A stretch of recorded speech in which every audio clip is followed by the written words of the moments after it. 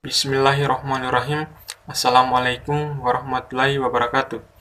Perkenalkan, nama saya Liki Afriansyah dengan NIM B1B12123 yang saya hormati dosen pengampu mata kuliah wawasan kemaritiman Dr. Elianti Agus Mukodompit SMSI.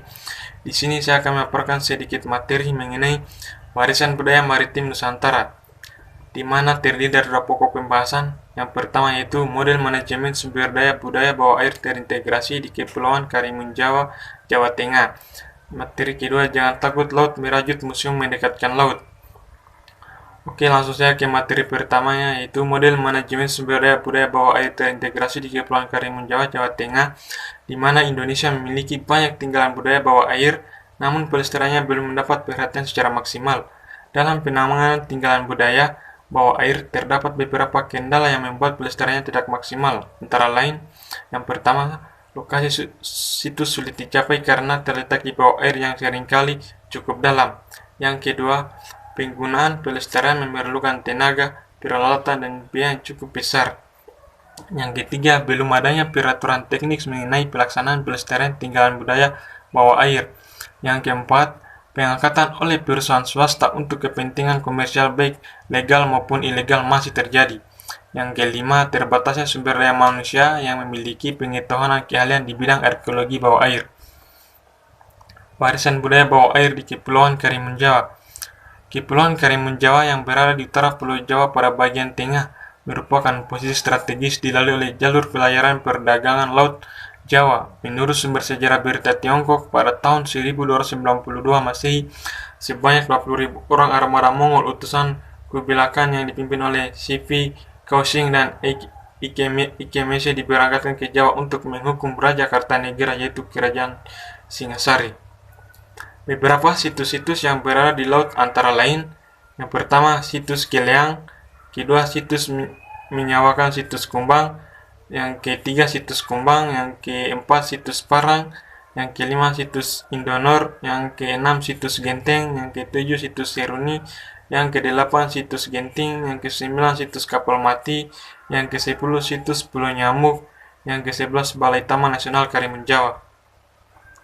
Manajemen sumber daya budaya bawah air Kepulauan Karimun Jawa.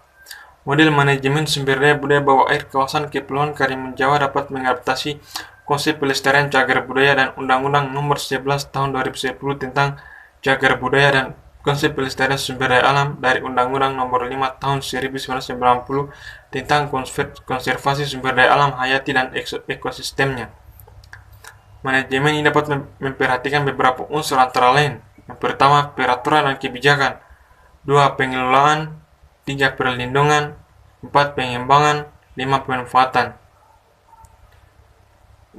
Lanjut ke materi kedua, budaya maritim kuno Nusantara. Istilah tanah air terkesan lebih kontemporer, sementara dalam istilah Nusantara terkandung konotasi keagungan yang berasal dari kekunoan, seperti juga istilah bahari. Selain berarti laut, juga berarti kuno. Zaman bahari berarti zaman kuno. Maka terekam dalam benak publik kebaharian, kelautan ataupun kemaritiman adalah bagian dari masa lalu kepresentasian kekunoan. Nenek moyangku orang pelaut, gemar mengarung luas samudra. Selain mengandung ajakan untuk menjadi pelaut, lagu anak-anak ini juga menyiratkan pemahaman bahwa pelaut adalah karakteristik atau profesi nenek moyang, bukan karakter kita saat ini. Budaya maritim ternyata memang bagian dari masa lalu. Maka pengembangan budaya maritim Indonesia saat ini perlu ditempatkan dalam kerangka revitalisasi budaya maritim, menghidupkan kembali nilai-nilai lama yang relevan. Rivalitas peran museum. Dalam konteks museum, rivalitas budaya maritim dapat disejajarkan dan ditempatkan dalam kerangka program rivalitas museum yang di Indonesia telah berjalan selama beberapa tahun terakhir. Misalnya, revitalisasi ini umumnya dilakukan oleh fisik museum, sehingga lebih tepat disebut renovasi museum. Terlepas pro kontra antara si Ale dan si Lebay, kita dapat bersepakat bahwa museum memang mau tak mau harus melakukan definisi ulang atas semua misi, tujuan, fungsi, dan strategis mereka agar dapat lebih merefleksikan tuntutan dan harapan masyarakat. Gotong royong membangun museum. Aspek teknis terbagi pula menjadi dua aspek utama, visual dan tekstual. Pada aspek visual, peran utama dilakukan desain komunikasi visual. Produk utamanya karya rancang grafis serta sinematografis jika produk akhirnya berupa film. juga teknik informatika dan manajemen informatika. Jika produk ahli berupa media elektronik interaktif, pada sajian interaktif teknis penyajian bisa secara elektronik, bisa manual, misalnya dalam bentuk permainan interaktif atau penyajian di arena anak-anak. Tema kemaritiman adalah sebuah tema besar, apalagi kemaritiman Indonesia. Mengisahkan kemaritiman Indonesia bisa berarti mengisahkan 2/3 dari 389 Indonesia. Mungkin tak cukup satu museum untuk melestarikan dan mengisahkannya, maka diperlukan satu jaring kerjasama antara museum untuk menganggap bersama tema besar kemaritiman Indonesia. Tidak berarti harus menyatukan semuanya dalam satu ketatanan kendali, namun lebih pada kemauan untuk bersama-sama membangun jejaring alur kisah sehingga penceritaan kemaritiman Indonesia bisa terangkai dari rajutan berbagai museum. Merajut jejaring alur kisah jejaring program menyatukan museum. Kelautan dan kemaritiman sedang dikembangkan sebagai suatu program strategis nasional. Selayaknya kalangan pramuseum pun menanggapnya dengan suatu program berskala nasional, bukan sekedar memperbaiki teknis penataan tetapi lebih pada pengembangan landasan.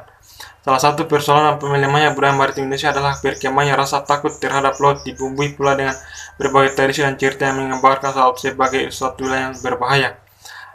Muncullah beberapa pertanyaan, apakah pengembangan budaya maritim sudah menjadi kebutuhan masyarakat? Ataukah masyarakat kita sebenarnya kurang peduli dengan kebudayaan maritim Indonesia? Nenek moyangku orang pelaut, gemar mengarung lasang berat, menerjang ombak, tiada takut menempuh badai, sudah biasa.